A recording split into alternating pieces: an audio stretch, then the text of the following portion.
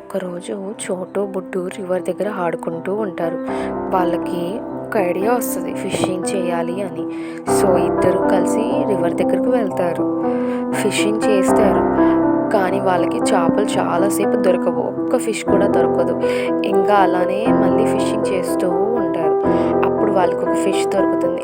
ఇంకా చాలా ఫిషెస్, ఒక బాస్కెట్ నిండా ఫిషెస్ దొరుకుతాయి. అవి మొత్తం తీసుకొని ఇంటికి వస్తూ ఉంటారు. అవి వాళ్ళ అమ్మమ్మకి చాలా ఇష్టం ఫిషెస్ అంటే. వాళ్ళ అమ్మమ్మకి తీసుకొచ్చి ఇస్తారు. అప్పుడు వాళ్ళ అమ్మమ్మ ఇంటి చుట్టూ ఉన్న పేదవాళ్ళందరినీ పిలిచి అందరికీ ఫిషెస్ పంచుతుంది. అప్పుడు అందరూ చోటుని బుడ్డుని మెచ్చుకుంటారు.